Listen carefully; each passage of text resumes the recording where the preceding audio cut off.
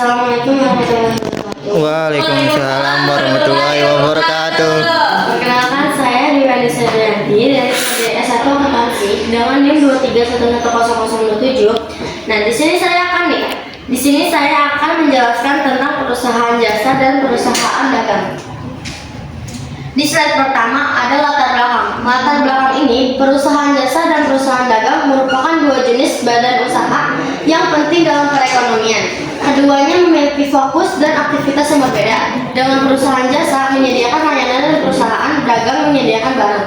Memahami latar belakang dan karakteristik masing-masing jenis perusahaan dapat membantu dan memahami peran mereka dalam pasar dan ekonomi secara keseluruhan.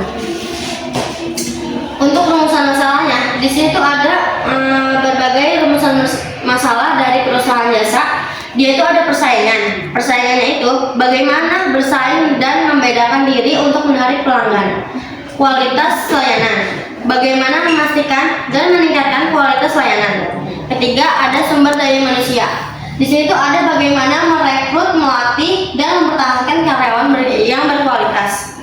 Dan perusahaan dagang, dia ada manajemen rantai pasokan. Di sini tuh dia ada bagaimana mengoptimalkan rantai pasokan dan membangun hubungan dengan pemasok. Dan kedua ada manajemen persediaan. Di sini dia ada bagaimana menentukan tingkat persediaan yang optimal dan mengenai barang yang rusak atau kadaluarsa. Yang ketiga ada pemasaran dan penjualan. Bagaimana menjangkau atau target pasar dan mempromosikan produk secara efektif.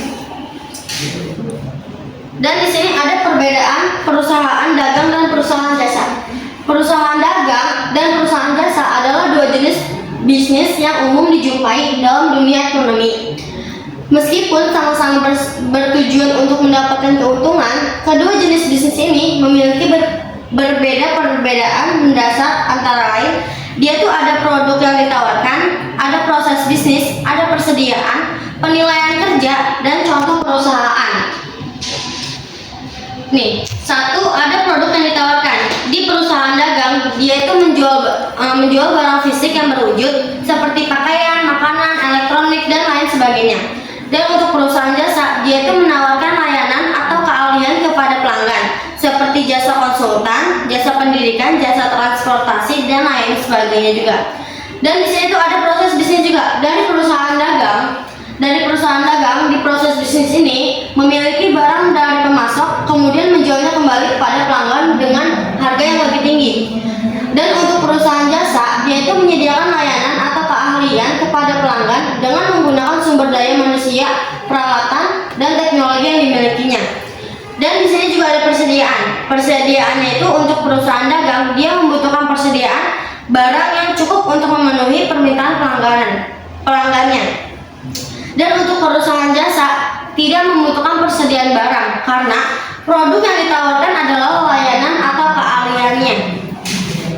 Dan di sini juga ada nih penilaian kinerjanya. Dari perusahaan dagang, penilaian kinerjanya didasarkan pada indikator seperti volume penjualan, laba, dan margin keuntungan.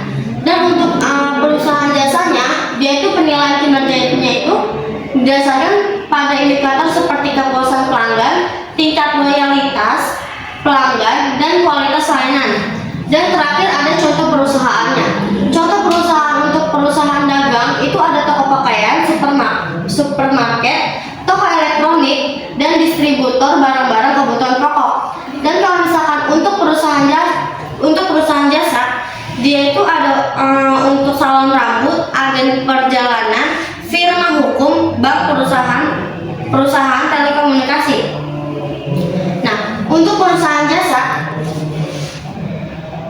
perusahaan jasa itu dia juga ada fokus produk dan contohnya nih. Nah, dan untuk perusahaan dagang dia juga ada fokus produk, pendapatan, dan contohnya seperti ini. Nih, dan untuk pendapatan perusahaan dagang, dia itu keuntungannya itu penjualannya itu dari diskon, penjualan online, ekspor. Dan di sini tuh udah ada perbedaan utamanya. Di sini tuh ada perbedaan utamanya itu ada produk, jasa versus barang fisik. Inventarisnya, jasa tidak memerlukan inventaris, sedangkan perusahaan dagang membutuhkan. Dan pengirimannya itu, jasa biasanya disampaikan secara langsung, sedangkan barang fisik diinginkan. Dan metrik keberhasilannya itu kepuasan pelanggan versus penjualan dan profit. Kesimpulannya adalah perusahaan dagang dan perusahaan jasa memiliki perbedaan yang mendasar dalam hal produk yang ditawarkan, proses bisnis, persediaan, penilaian kinerja, dan contoh perusahaan. Memahami perbedaan ini penting banget nih Kak bagi para pelaku bisnis dalam memilih jenis bisnis yang tepat dan mengembangkan strategi yang efektif. Sekian dari saya, terima kasih, kurang lebihnya mohon maaf. Wassalamualaikum warahmatullahi wabarakatuh.